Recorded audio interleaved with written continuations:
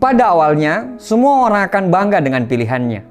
Tapi, pada akhirnya, tidak semua orang bisa setia pada pilihannya saat dia sadar bahwa pilihan tersebut tidak sepenuhnya sesuai dengan apa yang dia impikan. Karena yang tersulit bukan memilih, tapi yang tersulit adalah bertahan pada pilihan. Semua pilihan pasti ada konsekuensi yang harus kita ambil.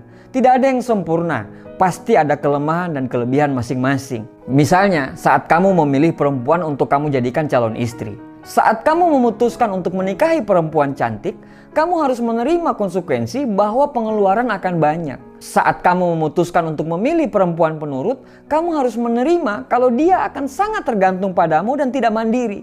Saat kamu memilih perempuan pemberani, kamu harus menerima kalau dia akan keras kepala dan pasti punya pemikiran sendiri. Saat kamu memilih perempuan pekerja, kamu harus menerima kalau dia tidak akan full bisa membersihkan rumah. Saat kamu memilih wanita dengan tipe ibu rumah tangga, kamu harus menerima kalau dia tidak akan bisa menghasilkan uang. Begitu juga untuk memilih laki-laki untuk dijadikan suami. Kalau kamu memilih pria pekerja keras, kamu harus menerima kalau dia tidak akan senantiasa ada di sisi kamu. Kalau kamu memilih laki-laki dengan tipe selalu ada kapan dan dimanapun kamu berada, kamu harus menerima kalau dia tidak bisa maksimal dalam mencari penghasilan. Kalau kamu memilih berbisnis, kamu harus siap-siap untuk tidak memiliki penghasilan tetap seperti layaknya karyawan. Kalau kamu memilih menjadi karyawan, kamu harus siap-siap untuk selalu hidup di bawah telunjuk orang lain. Semua pilihan pasti ada kekurangan dan kelebihan masing-masing. Terimalah itu dari awal. Karena pada saat kamu menjalani pilihan itu, kamu akan dihadapkan dengan banyak perbandingan yang akan membuat kamu merasa bahwa kamu salah memilih. Perlu cinta dan komitmen untuk bertahan pada pilihan itu. Tanpa cinta dan komitmen, kamu akan menganggap bahwa pasangan orang lain akan lebih baik daripada pasanganmu sendiri. Tanpa cinta dan komitmen, setiap apapun yang kamu kerjakan, kamu tidak akan bisa menikmati. Karena kamu menganggap pekerjaan orang lain akan lebih baik daripada kerjaanmu sendiri. Memilih itu gampang, tapi bertahan pada pilihan itu yang sulit. Tidak semua orang mampu melakukannya. Di awal memilih kerjaan, kamu berkata, saya senang mendapatkan pekerjaan ini. Tapi setelah beberapa bulan di situ, kamu jenuh dan berkata, ini bukan passion saya. Di saat kamu memilih jurusan kampus, kamu antusias dan optimis sekali masa depan akan sangat cerah. Tapi beberapa tahun kemudian, kamu mulai ragu dan mulai merasa bahwa kamu salah pilih jurusan.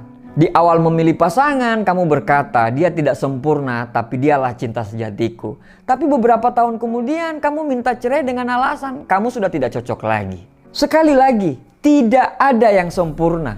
Tidak usah selalu membandingkan kekuranganmu dengan kelebihan orang lain. It's not fair, man. Itu tidak adil. Melihat suami yang mesra pada istrinya di medsos bukan berarti suamimu kalah mesra dengan dia.